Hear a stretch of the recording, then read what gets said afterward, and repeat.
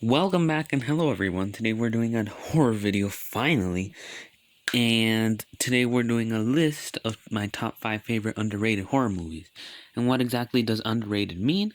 Well, it means not rated or valued highly enough. And today we're going over my top 5 favorite ones. Soon I'll do a top 5 of my favorite in general horror movies, but today that's pretty much the idea and plan. I'll be spoiler alerts for all these movies and expect to see blood and gore. So I was gonna have an honorable mentions, but I think I'll just have an honorable mention, and that's Killer Clowns from Outer Space. Although you'll see throughout this list many of these movies, in fact all of them, I don't really think they're underrated. But either way, this movie is about a group of aliens dressed as clowns that invade the town. And I like the movie. No spoilers for this one because that's all I have to say about it, since it's not practically a big mention on this list. So now we're on this list and we have number 5, the 1993 but 1994 Ticks horror movie. I saw this on Amazon Prime. It's pretty good. The plot is pretty much about a teenage campers and their chaperones encountering a horde of bloodthirsty mutated ticks with many things going on. It released on May 25, 1994 in the US. Its director was Tony Randall, starring Seth Green, Clint Howard, etc., had a budget of 1 million, and I think it was made by Republic Pictures. And yeah, I really like this movie. I like the giant ticks. I don't think we have many horror movies about ticks. It's very bloody and very gory, but I think that the people who made the ticks have made other good horror movies, but I don't know that information. I'm not really sure who made them. But they're really great in this movie and they really look like actual ticks. Only difference is they're giant. I like many of the scenes in this movie, but of course I think my favorite has to be the giant tick. Um and spoiler alert, they all get out of the house because the woods are burning, the ticks are moving into the house away from the fire, and eventually all the ticks are killed. They go back home, but it turns out they accidentally brought one of them with them, and I think that was supposed to start a sequel, but no sequel was ever made. I think that's a good thing though, because I do like this movie. I give it a 9 out of 10, but an extra point for the creativity and how good it looks. Number 4 on the list, we have The Deadly Spawn. It released on April 22, 1983 in the US. Its director was Douglas McKeown.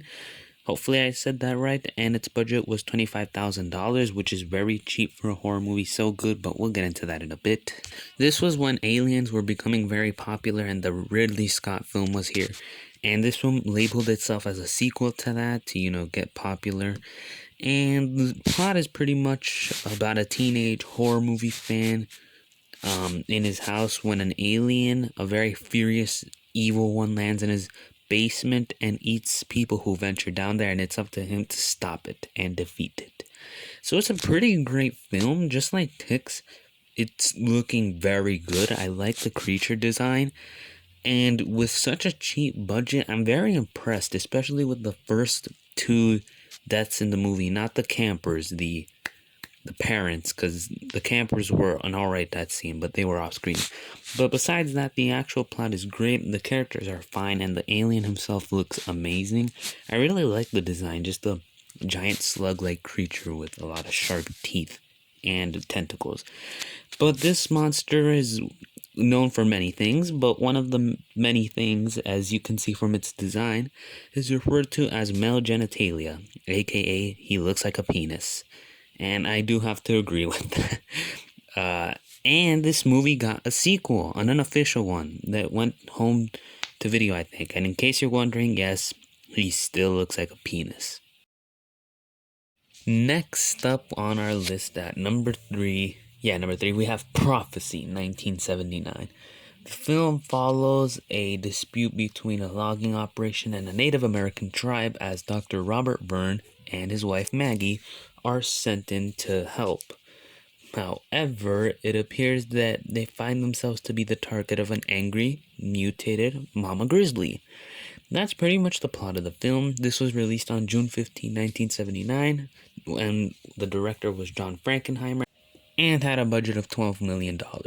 So pretty much the film is amazing. I love this one too. This was supposed to be the monster movie of the year. However, this was the same year Alien came out, so yeah, that happened. However, it's a pretty good film. I like it. I like the design of the creature, aka Mama Bear, and her babies. And at the end, Papa Bear shows his face and he looks very cool. I like all of this, and even Stephen King likes this movie, admitting it, so that's also pretty cool. It gets a 10 out of 10 from me. Easily one of my favorites, and is also free to watch on Amazon Prime.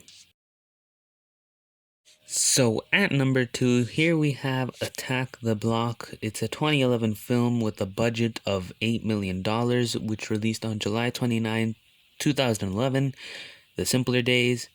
And it even stars John Boyega, who is I think he's the Star Wars dude, I think. I don't really remember, but I'm pretty sure he is. Anyway, the plot of the film is pretty much about a group of teenagers in London, gangster teenagers who defend their neighborhood from extraterrestrials who invade it. And I love this film. I love the plot. I love the story. I always like aliens, and these ones are interesting. They're like gorilla, wolf, alien monster things with blue glowing fangs. It's a very interesting design, and it's what catches my attention the most, and I really like these aliens, and I love the plot, especially that end chase. That one's pretty cool. And I really like the plot taking place in an apartment, because there's not much space in there other than to run. And that pretty much leads to an exciting chase. It's underrated, but it has its cult following just like the rest of the films on this list. Easily one of my favorites as always. I prefer it over Prophecy due to certain reasons. And yeah, I really love this film. Alien invasions are my way to go. This is also a 10 out of 10 and maybe even an 11 out of 10. Yeah, it's an 11 out of 10. I gave it the extra point because the music is very badass. Also on Amazon Prime, but it's not free to watch. At least I don't think. I think you have to pay. But either way, definitely watch it, because I'm also pretty sure it's free on YouTube. If any of these are free on YouTube, I'll link it down below, so check the description. Maybe I'll link it. But now it's time for number 1. Number 1, I think we were all expecting it, but it's Critters. I'm not really sure if this is underrated or if it counts like that, but it's not as popular as you think it is. Anyway, the plot involves a group of strange fuzzy creatures from outer space who arrive on a farm after escaping federal prison in space, who eat everyone in the town as intergalactic bounty hunters chase them with the intent of destroying them all.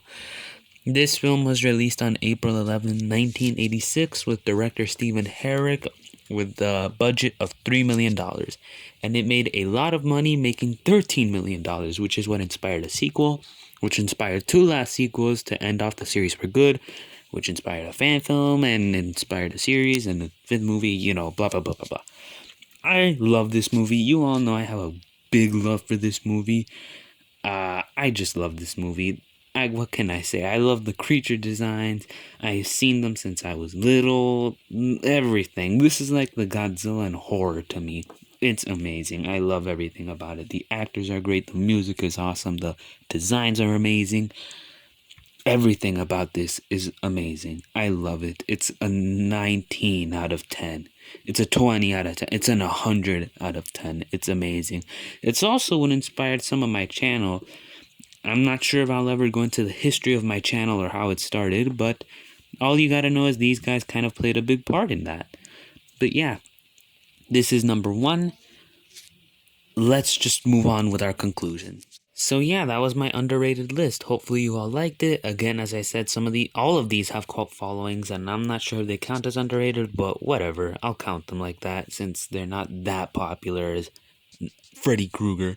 Anyway, that was my list. Thank you all for watching, and expect more lists. Bye bye.